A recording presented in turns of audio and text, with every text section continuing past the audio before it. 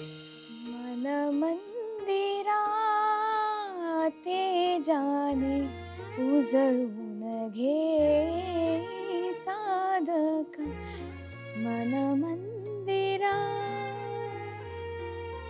हा हा, एक नंबर एक नंबर. अहो तुम्ही कधी आलात? हे काय आत्ताच तुम्ही मन मंदिरात होता का नाही तेव्हा आलो. चालते चालते तुमचं. सॉरी सॉरी तुमची तंद्री तोडी. अहो नाही नाही. ए चहा बी दिलास का नाही? अहो नाही, चहा नको मला. विचारलं त्यासनी नका म्हणून म्हणल्या. बरं बरं ठीक आहे, जा तू. तुमचं चालू दे, मी आपलं मध्येच तुम्हाला अडवलं. अहो मी इथे तुम्हाला गाणं शिकवायला आली, गाणं गायला नाही. आणि परत कोणीतरी म्हणायचं की गाणं शिकवायचं सोडून स्वतःच गात बसले. अहो नाही नाही, तुम्ही आमच्या मास्तरीनबाईंचं एवढं मनावर घेऊ नका. खरं सांगतो तुम्हाला, त्यांचं कसं आहे माहिती आहे का, त्यांचं मनात एक आणि तोंडावर एक असं नसते. जे मनात येतं ते बोलून टाकतात त्या. खरंच त्या मनानं अशा आहेत का नाही, एकदम अशा एकदम स्वच्छ. त्यामुळे त्यांचं जरा तसं झालं. त्यांना आता झाल्या घाई. केव्हा एकदा आम्ही गाणं शिकतोय आणि त्यांच्याबरोबर बसून गाणं त्यांनी अक्क म्हणून दाखवतोय, गाऊन गाऊन दाखवतोय. म्हणतात त्या तसं म्हणल्या की गप्पा मारू नका असं. अहो पण मी कुठे गप्पा मारत होते. आणि ओळख व्हायला पाहिजे ना. म्हणजे आपण म्हणतो की सूर हा गळ्यातून येतो, पण जर तो मनातून आला ना तर तो अजून खुलतो. त्यासाठी तुमचं मन कसं हे मला कळायला हवं ना. होय होय, नाही ते बरोबर आहे. आता आपण सध्या गळ्यावरच फोकस करूया, मनाचं बघू पुढचं पुढं, आहे की नाही? बसू काय? या बसा ना. तसं नाही, गळ्याचं बघूच हो आपण, पण गळा मोकळा व्हायच्या आधी मन नको का मोकळं व्हायला?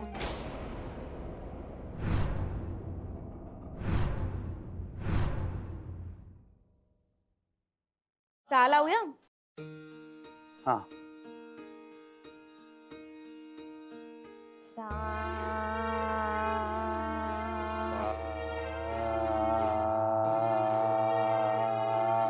लागला लागला लागला, आता जुळला, आता जुळला. अगदी बरोबर लागलाय. हे तर ठीक आहे हो. त्या दिवशी तुम्ही ती सगळी गँग घेऊन आलता तुमची, ते तबलची धूर काढाल तबल्यातनं, त्याच्यात संग संग गाणं म्हणायचं म्हणजे अवघड आहे का नाही? नाहीतर त्यो वाजवायचा लकडी की काठी आणि आम्ही म्हणायचो लाल टांगे वाला. असं व्हायला नको. ते ताल ताल नाही, ते सगळं झालंच. गाण्यात सूर ताल लय हे सगळं महत्वाचं असतंच, पण हे सगळं गाण्याचं तंत्र आहे. गाणं त्याच्या पलीकडे असतं. सूर ताल आणि लय ह्याच्या पलीकडे. आणि मग काय कसं असते गाणं? तुमच्या गाण्यात जर भावनाच नसतील तर तुम्ही सुराचे तालाचे लईचे कितीही पक्के असला तरी गाणं ऐकणाऱ्याच्या मनाला ते भावत नाही. हा बरोबर आहे, पण ते गाण्यात भावना कशा आणतात? अहो सोपं आहे. माणूस म्हणल्यावर त्याच्यात भावना असतातच, आणि तुमच्यातही भावना आहेत. फक्त आता ते गाण्यात कशा उतरवायच्या हे आपल्याला शोधून काढायचंय.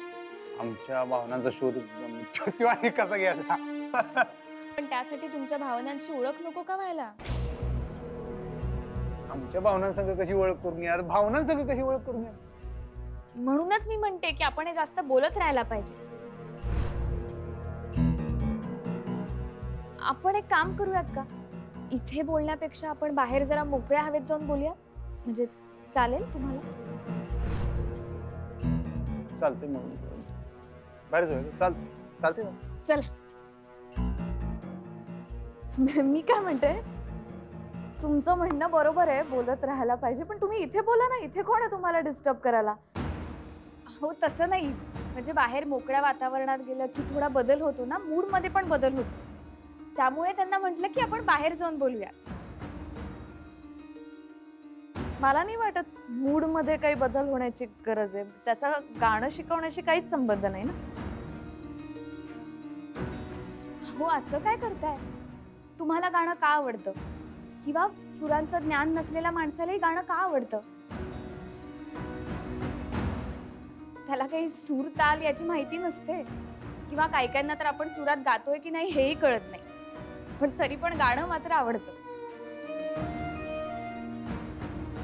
कारण त्याच्या मागच्या भावना, इमोशन, त्यांना ते आवडतं ना. आणि तेच भावनांचीच ओळख करून घेण्यासाठी मी त्यांना म्हणत होते की आपण बाहेर जाऊन बोलूया.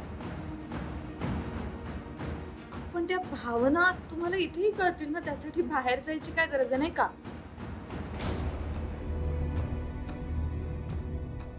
आता तुम्हीच सांगा काय करायचं.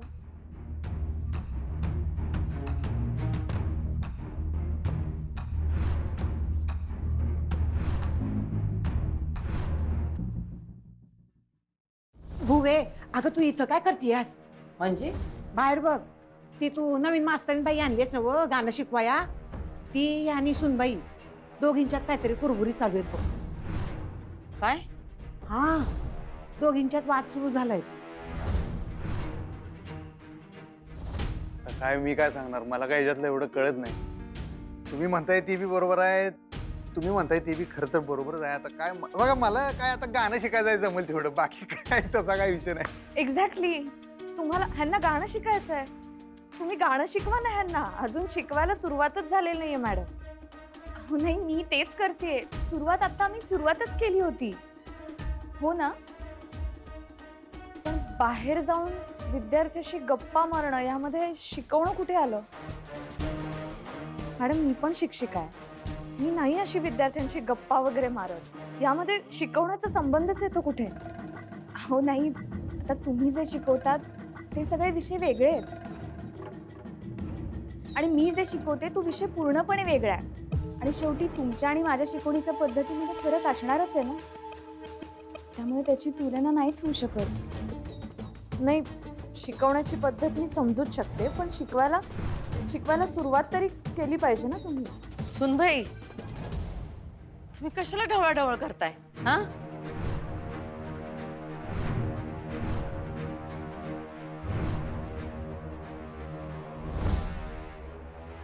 नाही मॅडम, मी ढवळाढवळ करतच नाहीये.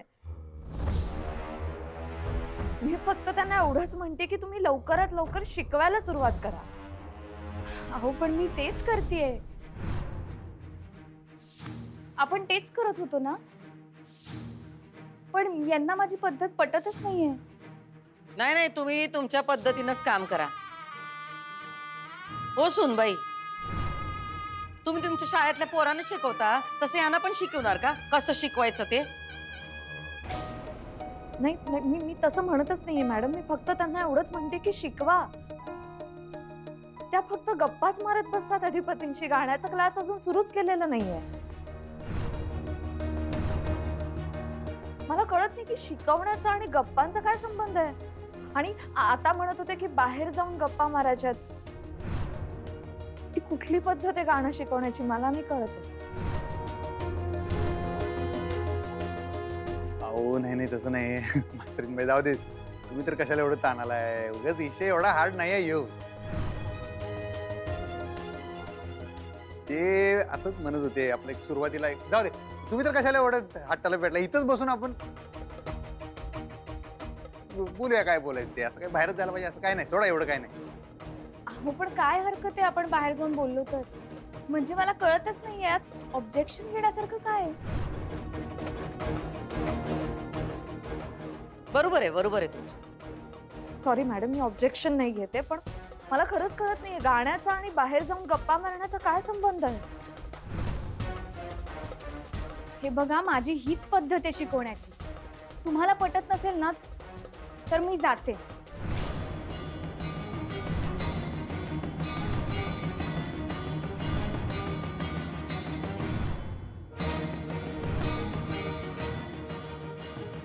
नाही मॅडम, असा टोकाचा निर्णय घेऊ नका तुम्ही.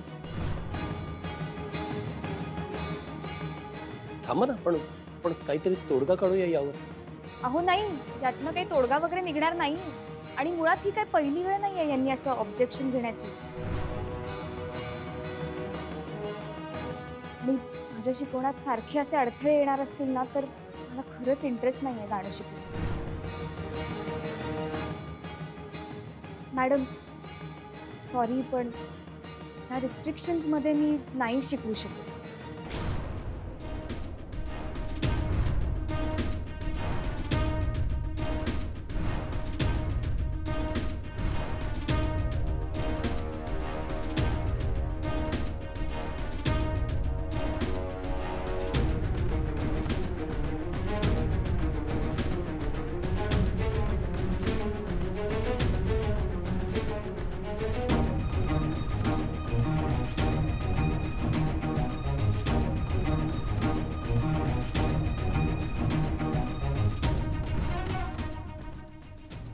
कशाला तुम्ही उगाच काय तर बोलला त्यासनी.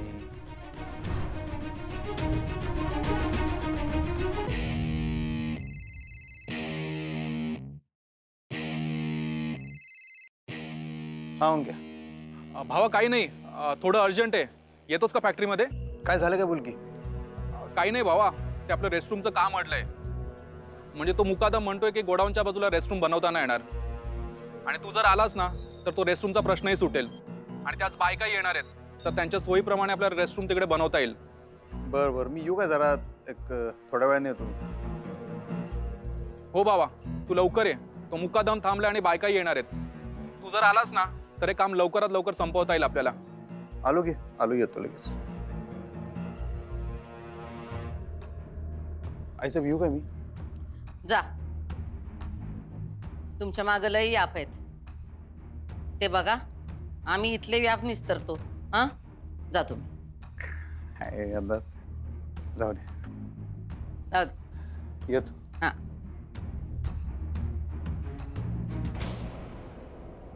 झालं का तुमचं समाधान? हा,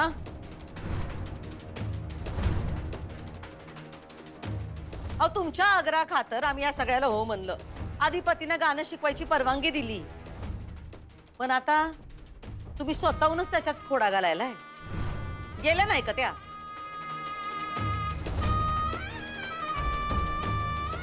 आता अधिपती गाणं कसं शिकणार? हा,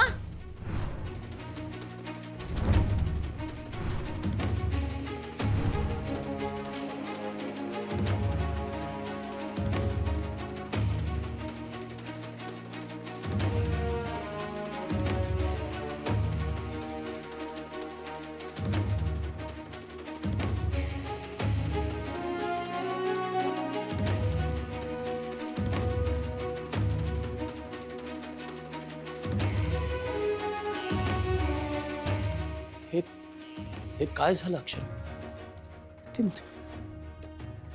अक्षरात तू हे चांगलं नाही झालं.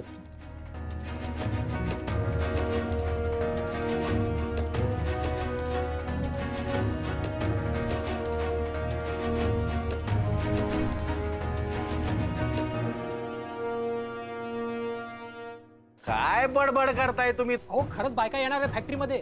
काय तुम्ही जे तोंडात येईल ते बडबड बडबड बडबड करत सुटता. तुम्हाला कोण सांगितलं? हो मालकांनीच सांगितलंय. बाबू, हा, मी इथं मुकादम हजर. मला नाही सांगितलं मालकानं, तुम्हाला सांगितलंय? काही आपलं तोंडात आलं ते काही बरळायचं. काही सांगू नका हो. आपल्या फॅक्टरीतनी बायका येणार नाही म्हणजे येणार नाही. काय बी आपलं तुमचं मुकादम,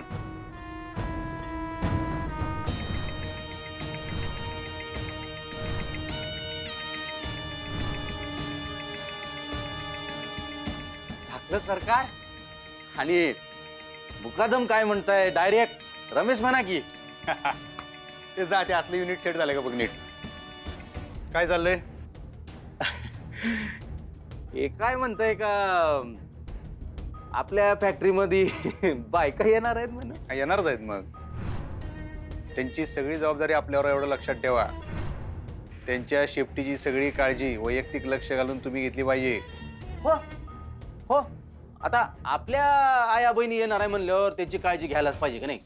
अगदी घेणार, तुम्ही काळजी करू नका. लाखात बोललात. अरे या या या या, नमस्कार. नमस्कार धाकल्या सरकार. अरे वहिनी, नमस्कार नमस्कार. तुमचे लय उपकार झाले. अहो, उपकाराची कसली भाषा करायला ताई? अहो, तुम्ही सगळ्याजण एवढ्या कामाला वागिनी यायचा म्हणताना तर ह्यो विचार आला आमच्या डोसक्यात. वय त्या दिवशी तुम्ही आलेलंच आमच्या बचत गटात, आमचं काम बघितलं. आम्हासनी वाटलं फॅक्टरीतलं छोटं मोठं काम द्याल आम्हासनी, पण नोकरीच द्याल असं वाटलं नव्हतं. नाही नाही नाही, तुम्ही आमच्या फॅक्टरीत कामाला आला हे आमचं भाग्य, माहित आहे काय? अहो, एवढ्या मोठ्या नावाजलेल्या फॅक्टरीत काम करायला मिळतंय तर मग नाही कोण म्हणणार व. चालतंय मग, हा, उद्यापासून जोरदार कामाला सुरुवात करूया. हे आणि हे मुकादम, नमस्कार. हे सगळं काम तुम्हाला समजून सांगणार. चल. येतो आम्ही.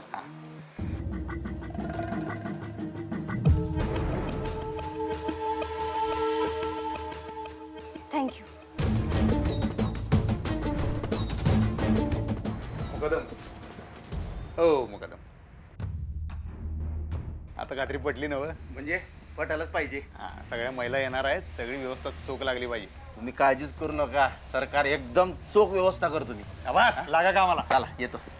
चला गोसावी बायका येणार आहे कळतात तुम्हाला. चला.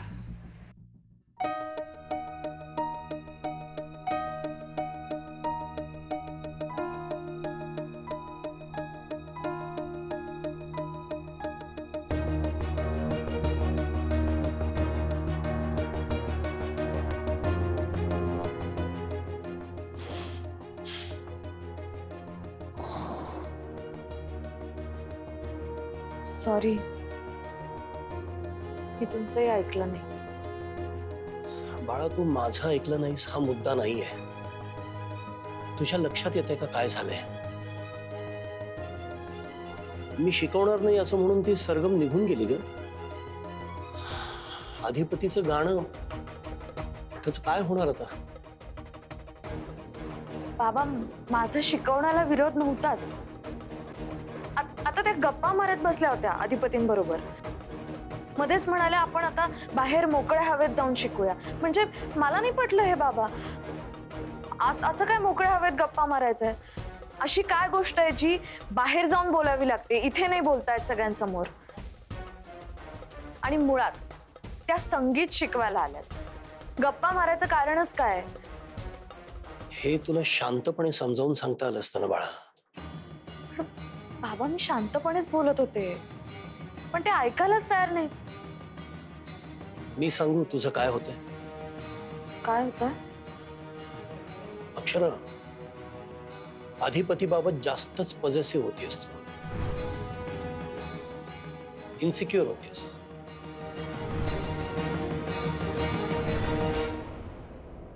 अधिपतीसाठी तू जरा जास्तच पॉझिटिव्ह होतीस.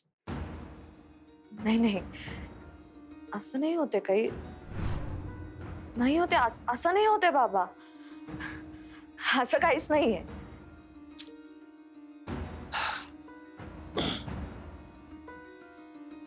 अक्षरा, तुझा अधिपतीवर विश्वास आहे? हो. मला सांग, तुला सोडून तो कुठं जाणार आहे? काय इन्सिक्युअर होतेस तू? असं वागून त्याच्यावरती अविश्वास दाखवत नाहीयेस का बाळा? बाबा, माझं फक्त शिकवण्याबद्दलच म्हणणं होतं. माझं एवढंच म्हणणं होतं की शिकवण्यावर फोकस असायला हवा, इतर गोष्टींवर नको. तुझा माझ्यावर विश्वास आहे? हो बाबा. बाळा, मी त्रयस्थपणे बघतोय सगळं. तू इन्सिक्युअर होतेस, पॉझिटिव्ह होतेस, हे मी सांगतोय तुला. आणि तुला कळलंय का बाळा यामुळे काय झालंय? ती मुलगी निघून गेली घरातनं आणि भुवनेश्वरीला हेच निमित्त हवं होतं. अक्षरा, आपण ज्यासाठी हा सगळा आटापिटा केला त्याचं काय होईल आता?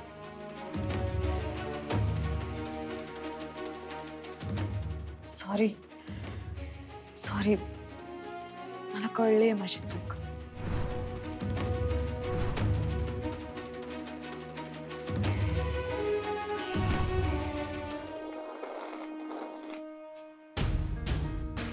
काय रे बाबा, कशी चालू आहे तुझी गाण्याची शिकवणी?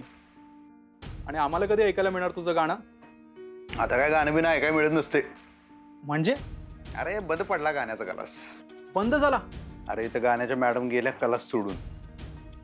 आता काय गाणं बिणं शिकवित नसत्या म्हणल्या. काय? नक्कीच तुझ्या सुराला घाबरली असणार. तसं झालं असतं तरी एक वेळ चालला असतो अंक्या. येऊ म्हणजे वेगळाच विषय हार्ड झाला रे. बायकांचं गणितच वेगळं असते. अरे यांचं वाजलं जरा या गाण्याच्या मॅडमाने आमच्या मास्तरीन बाईंचं. त्यात त्या गाण्याच्या मॅडम गेल्या क्लास सोडून त्या म्हणल्या आता काय गाणं बिणं शिकवत नसते मी. अरे बापरे, असं झालं का? मास्तरीन बाईंचं पण कवा कवा मला कळत नाही रे.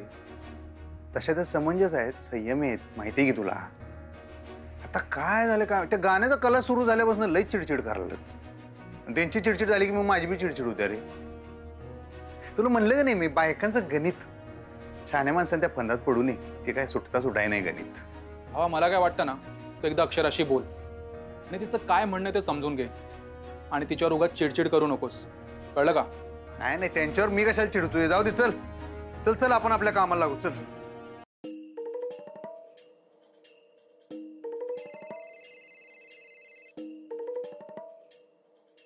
बोला, कशाला फोन केला? खरंच सॉरी, मी तडकाफडकी अशी तिकडनं निघून आले तुमचं काम सोडून. पण अहो मी तरी काय करणार, म्हणजे सारखं सारखं होत होतं. त्या सारख्या सारख्या मध्ये येणार असतील तर मी कामावर कसं कॉन्सन्ट्रेट करणार होते? मी फोकसच करता येत नव्हता.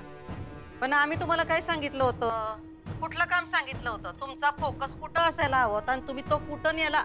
हा, बरोबर आहे तुमचं, पण मला नाही शक्य होणार आहे आता कधी. नाही म्हणाला बंदी असते आमच्या घरात. आम्ही जे काय सांगतोय त्याला कधीच नाही म्हणायचं नाही. अहो मॅडम, पण मी तिकडनं एवढं बोलून निघाली, आता मी स्वतःहून परत येणं हे मला बरोबर नाही वाटत आहे. तुम्ही परत येणार पण स्वतःहून नाही. सुनबाईच तुम्हाला या घरात परत आणणार. कसं काय? ते तुम्ही आमच्यावर सोडा, आम्ही करू काय करायचं ते. फक्त एक ध्यानात ठेवा, परत आल्यानंतर तुमच्या कामात कुचराई करू नका, कळलं काय? हो मॅडम.